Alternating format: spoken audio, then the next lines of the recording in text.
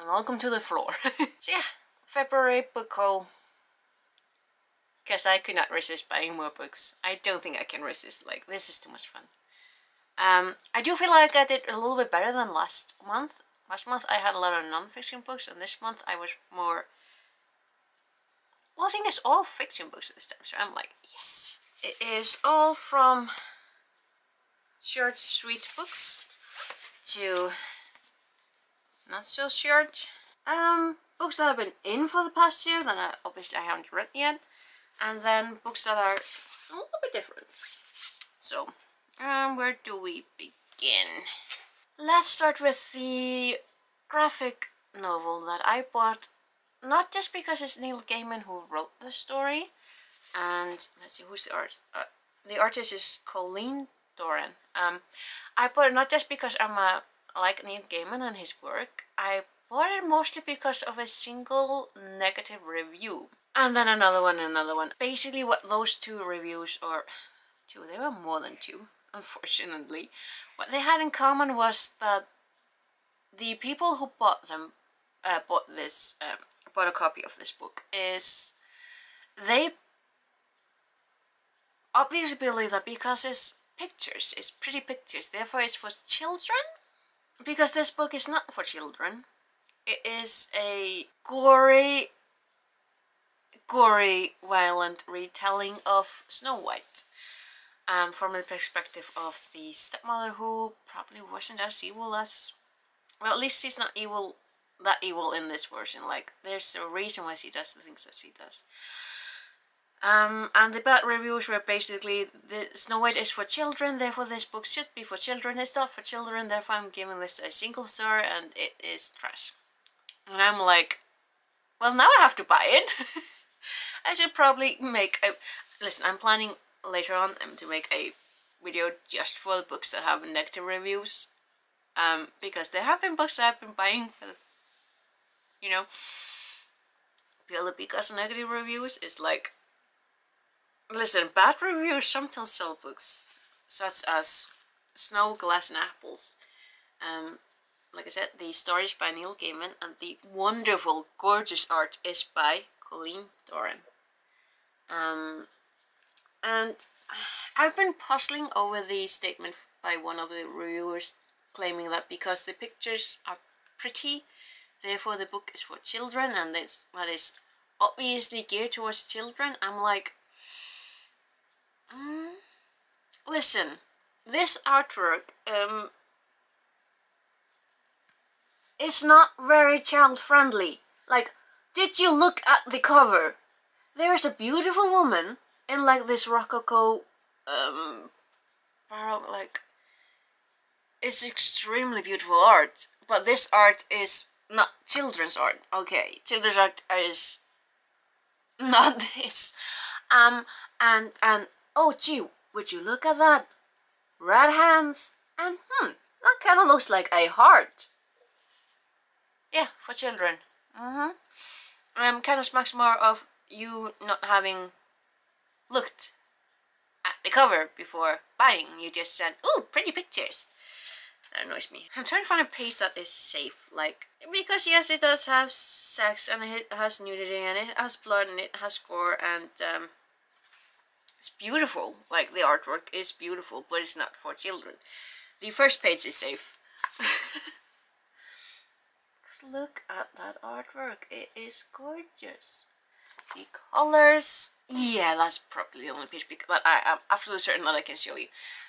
Also because there are certain themes in this book, like, apart from the gore and violence and the sex,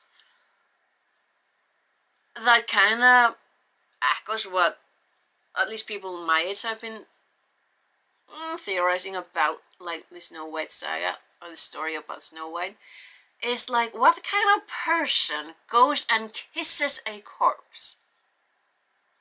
That gets extrapolated on in this story. The lovely prince in the original story, he is a disturbing person in this. So if you like disturbing retelling of fairy tales, I do need to recommend it. Also, the artwork is just, it is beautiful. Not for children though. No one under 18, thank you. Next. Books definitely for children under 18.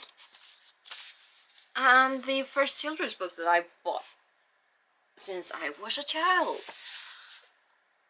Recommended by me, or to me, and at first I was like, oh, those are children's books. Like, I don't read children's books. Why would I? Because the artwork is beautiful, the story is fantastic, and it's in rhyme. Like, look at the artwork. Look at it. The colors, the lines, the drama. So this is a gay children's book. It's about a... Well, let's read from back. Once upon a time, in a kingdom far from here, there was a prince who would soon take the throne. His parents took him on a search for a bride. They traveled the land far and wide, but the prince was looking for something different in a partner. And just... listen. There is... just the artwork in this is gorgeous. Like, I'm not spoiling anything, but that last page is just it. The artwork. I then also bought the follow-up, Tale of the Shadow King. That does also deal with...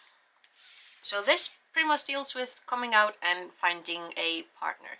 This deals with people who have been ostracized and thrown away because of who they fell in love with, and because of the love between the princess and his knight. And of course, because it's a children's book, there is a happy ending for everyone. Spoilers! I love these books. They are so gorgeous, they are so pretty, they are uplifting, they are in rhyme. And I love them. Like, we continue with the gorgeous art. Oh, sorry, I forgot to tell you, the words are by Daniel Hack, and the pictures are by Stevie Lewis. Forgot to tell you about that. So, same with the first book. Then the third book, that is Maiden and Princess. Okay. Words by Daniel Hack and Isabel Galuppo. Art by Becca Human.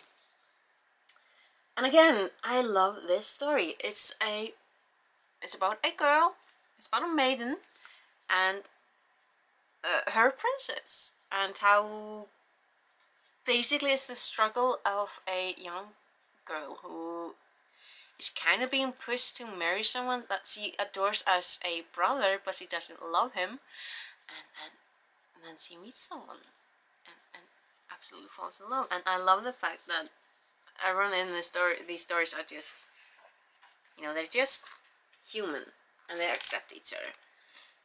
And honestly though, I think it's just the fact that I'm ace, that I'm like, listen, the artwork is gorgeous, I love the story, I love the world building, but the thing that I love the most is the fact that she has a dragon as a pet. That's a dragon pet, that's a dragon. I love the fact for her that, and everyone in these stories, that they do find the person that they just absolutely love. And I love the artwork, like the colors and the characters. But what gripped me the most was the fact that in this world you can have dragons as pets. Which honestly says more about me than it does about anyone else. So on to the bigger books. So let's continue with the gay literature, because I apparently accidentally, you know, bought those. That sounds weird. So this book I've actually been struggling to get. I literally got it yesterday. It's by F.T. Lukens, In Deeper Waters. So someone on YouTube who I cannot remember, I'm so sorry, was talking about the newest book, which is apparently about a cast of characters who go into a world and save it, but then they find out that the main character has to marry someone before he's 18, because otherwise he dies. Okay? So, because that book doesn't come out yet, or at least hadn't come out when I placed my order, I ordered this one, which is a bit more like pirates. One of the characters is a pirate, I think the other one is a prince. And that was a little bit more up my alley, because I'm a little bit interested in pirates. And the book that I've been trying to write is about pirates mostly, but this one. And getting this book has been an adventure because the first seller just didn't ship it. They had it in stock, didn't ship it, and then it wasn't in stock. Then it went back in stock, didn't ship it, and it went out of stock. I'm like, no. Cancelled that order, went to another seller, placed that order, and it was just on the line if I was going to get it before, you know, the some period was out or something. I'm rambling, sorry, but I've been waiting for this book, like, because it's pirates and it's princess and it's people have been talking nicely about this author, and I really want to find out what I want to read it. So I bought it, but because I had to wait for that book from the first seller, I already placed an order for a previous book by F.T. Lukens. The rules and regulations for mediating myths and magic. Listen, completely different. The cover is so different from like in Deeper Waters, but the humor on it, and it's about a guy who basically takes a part-time job. He's moving to a new town, meets a cute guy and all that fun stuff and adventures because myths are real and they affect everything. That was such a shitty way of extrapolating, but listen, I also really want this. This is more urban fantasy, while in Deeper Waters is more fantasy, and I am honestly I've always been more for fantasy, like clear-cut fantasy. Urban fantasy hasn't always been like I haven't been as drawn to it, but I want to try Lukens' book. Something about it just seems charming, and hopefully this will be worth it. Also, like, he seems to be writing characters that are just,